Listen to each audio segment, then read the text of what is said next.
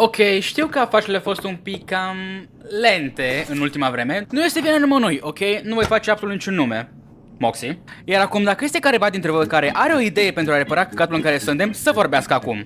Oh, ce-ar fi o spălătorie auto? Suntem în iad, Mili, nimănui nu-i pasă dacă are mașina curată sau nu, ok? Ce părere aveți un panou? Nu ne permitem un panou, domnule. De-a dreptul, Tilmox, suntem fericiți că ești cu noi aici. Ați uitat cumva ce fel de servicii avem noi de oferit?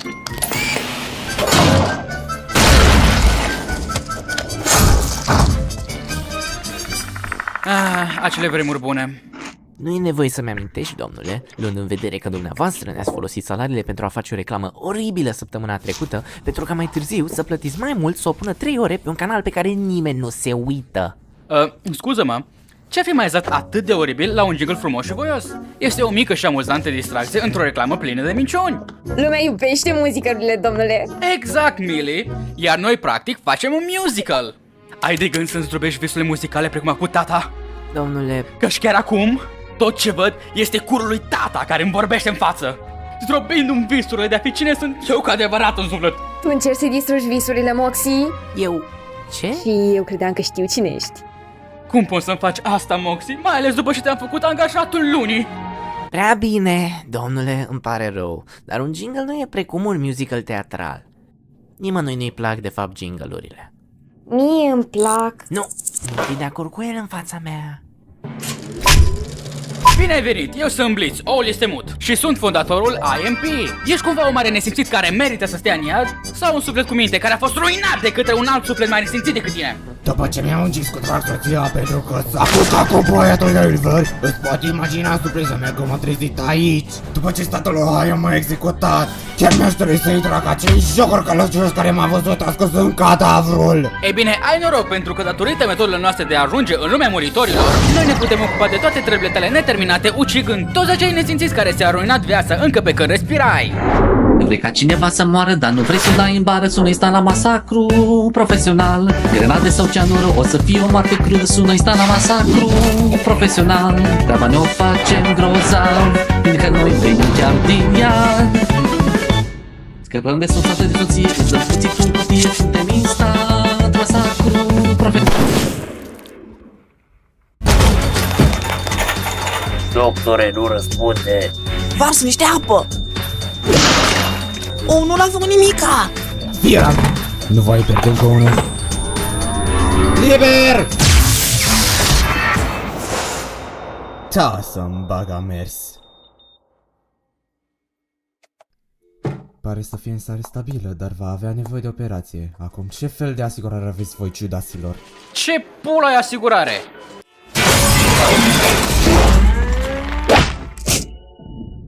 Plozi mor pe moca.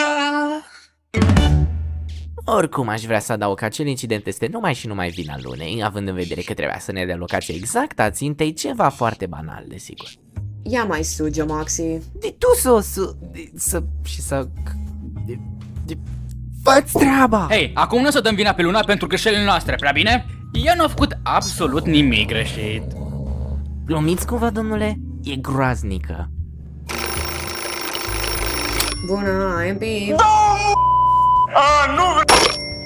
Fericită aniversare de adopție, Lunii! Ți-am luat un mic cadou. E un leac pentru sifilis? Eu... Atunci nu îl vreau! Scuză-mă, erau băianjeni! Scuză-mă, tocmai mi-ai faxat o dietă pentru slăbit. Nu, Dar de ce mi-a trimite cineva asta? fii serios. Știi de ce? Cine a lăsat această salată de avocado în frigider? Vezi că e a mea acum, că mor de durere de cap. De ce ai bea într-o noapte de lucru? Tata de dimineață deșteaptă. Ăla nu-i prânzul meu? Știi ceva?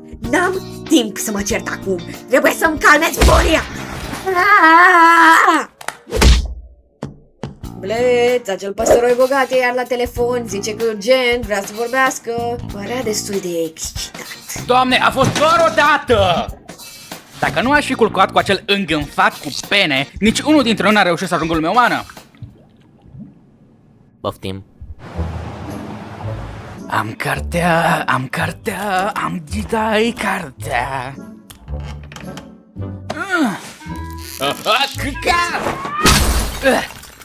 Scuze, ți-am făcut soțul. Blitz! Te-am auzit deja! Deci, ce pot face pentru tine de data asta, Stolas? Este un mic politician care îmi pune bețe în roate pe pământ. Convinge lumea că încălzirea globală există. Păi și nu există. Păi da, dar mai multă lume ar muri dacă nu s-ar face nimic. Mă simt așa de singur aici. Da, cum că zici că are sens. Iar tu știi ce se întâmplă când mă simt singur, plețe? O, Doamne, Dumnezeule mare. Când sunt singur, mi-e foame. Iar când mi-e foame, vreau să mănânc cu ta roșie enormă, să-ți suc să-ți ling toată ca după să-ți iau și să ți-l umplu cu până când țipi da, tati, ca un mic plângăcios ce ești.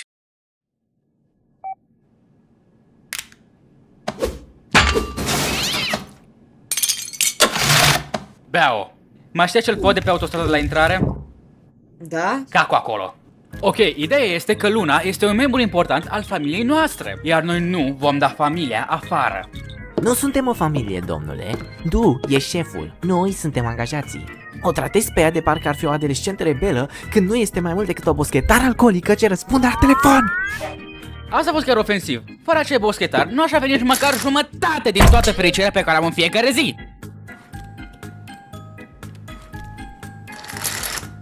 Dacă tot vorbim de familie, ai putea să nu mă mai spionezi pe mine și pe Mili în propria casă? Haide, dragule, nu e chiar așa de rău. Scuze. Ce? Dragă, îmi poți da un tu? Oh, desigur, dragă. Scuze dacă stric atmosfera, dar e stricat. De ce râzi, dragă? Asta chiar a fost o glumă bună. Ce n-ai? Ce cauți în frigider?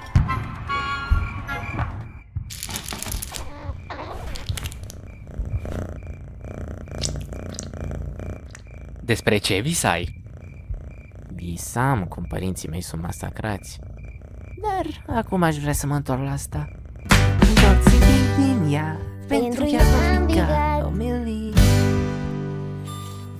Ce dracu, el chiar ne filmează? Doar oprește-te din asta. Eu sincer chiar nu văd care este problema. Vrei cumva să asculti mititelul toată lumea? Nu? Acel mic vermișor? Domnule, ceea ce spuneți și ceea ce faceți este complet neadevărat. Calmează-te, Moxie, sau vei avea un atac de panică. Sunt calm. Shh, gata, gata. Hei, eu nu mă judec tot acel căcat de cuplu pe care îl faceți în afara orelor de muncă, așa că nu mă judeca pe mine. Oh, ba vă judec, domnule, chiar foarte mult de fapt. Mox, este șeful. Nu, Mili, doar că soțul tău este cum să spun fără să fie ofensiv, retardat. Faptul că mă insulți în mod imatur te ajută cu viața ta singură și tristă? Da, chiar o face. Ai soție doar pentru că ești ușor de controlat. Nu este nemernico. Să nu vorbești în felul acesta cu recepționera mea, este sensibilă. Da, chiar sunt. Bă, să mor eu, voi chiar sunteți ratați. Nu mai taci, copile, ești norocos că vezi asta. Compania asta se duce pe râpă. Ok, înapoi la discursul despre costumul meu, cum vi se pare? Nimeni nu vorbea despre asta. Și tocmai de aceea vreau să încep discursul, deci cum vi se pare? Arată bine, nu-i așa? A fost ca dracu să mă prefacă să mor, ca voi căcănarilor să nu mă ucideți. Dar acum vreau asta. Vreau să mor. Tu ești un clov nenorocit. Și eu sunt un puști. Mi-ar trebui să-mi placă clovnii, până și cei răi. Hei, asta nu-i foarte... Dacă voiam să apelez la un căcănar jegos, apelam chiar la tine și spuneam întrebări. Este soțul meu cel despre care vorbești. Ăsta, soțul tău?